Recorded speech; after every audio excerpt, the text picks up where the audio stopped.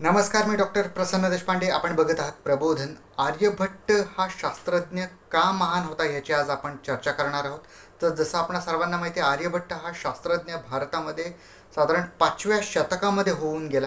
यांनी अनेक गणितीय आणि खगोलशास्त्रीय शोध लावले, अनेक पुस्तकंसुद्धा लिहिली. यातले 2 पुस्तकं हे अत्यंत प्रसिद्ध आहेत. एक म्हणजे आर्यभटीय आणि दुसरं म्हणजे आर्य सिद्धांत.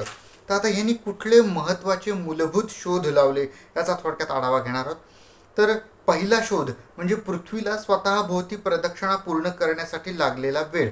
म्हणजे आपण आज जे म्हणतो की एक दिवस साधारण 24 तासांचा असतो, तर त्यांनी मांडलेल्या गणिताप्रमाणे एक दिवस हा 23 तास 56 मिनिट आणि 4.1 सेकंद एवढा असतो. तर आधुनिक विज्ञानाप्रमाणे हा एक दिवसाचा वेळ जो आहे तो 23 तास 56 मिनटं आणि 4.09 सेकंद एवढा आहे. म्हणजे इतका ॲक्युरेट वेळ एक दिवसाचा हा आर्यभट्टांनी 5व्या शतकातच मोजलेला होता.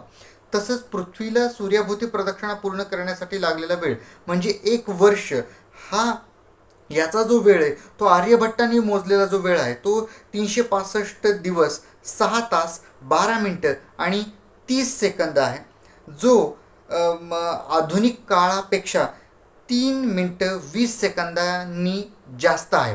म्हणजे आधुनिक आणि ह्याच्यामध्ये केवळ 3 मिनटं 20 सेकंदाचा फरक आहे. म्हणजे इतक्या कमी फरकानं 5व्या शतकामध्येच 1 वर्षाचा नेमका कालखंड, नेमका वेळ हा आर्यभट्टांनी मोजलेला होता. तसंच शून्याचा मूलभूत शोधसुद्धा आर्यभट्टांनी पहिल्यांदा लावलेला होता.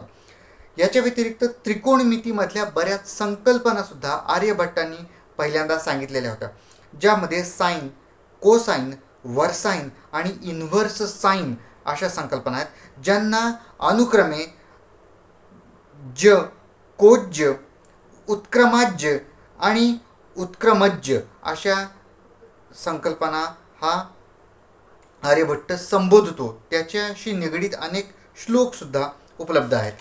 तसंच चंद्रग्रहण, सूर्यग्रहण याचे सुद्धा शोध आर्यभट्टांनी लावलेले होते. चंद्राद्वारे प्रकाशाचं परावर्तन केलं जातं ह्याचा सुद्धा शोध महत्त्वाचा आर्यभट्टांनी लावलेला होता. पायचं मूल्य 3.14 आहे, हे आर्यभट्टांनी 5व्या शतकामध्येच सांगितलेलं होतं. आता ह्याचं महत्त्व असं आहे या सगळ्या गोष्टींचं की तेव्हा दुर्बिणी नव्हत्या, तरीसुद्धा ह्या सगळ्या खगोलीय आणि गणितीय गोष्टी त्यांनी मांडलेल्या आहेत. पृथ्वीचा व्यास किती आहे हे सुद्धा आर्यभट्टांनी सांगितलेलं आहे. त्याच्याप्रमाणे 1050 योजन हा पृथ्वीचा व्यास आहे. 1 योजन म्हणजे साधारण 12.2 किलोमीटर.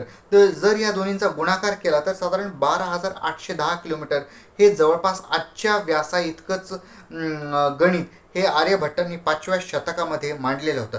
तसंच त्रिकोणाचं क्षेत्रफळ 1/2 गुणिले पाया गुणिले उंची हे त्यांनी मांडलेलं क्षेत्रफळ आपण आजही वापरतो. खगोलीय गणितावरती असलेल्या त्याच्या व्हॅल्यूज ज्या आहेत त्या आजही हिंदू पंचांगामध्ये कालगणनेसाठी वापरल्या जातात.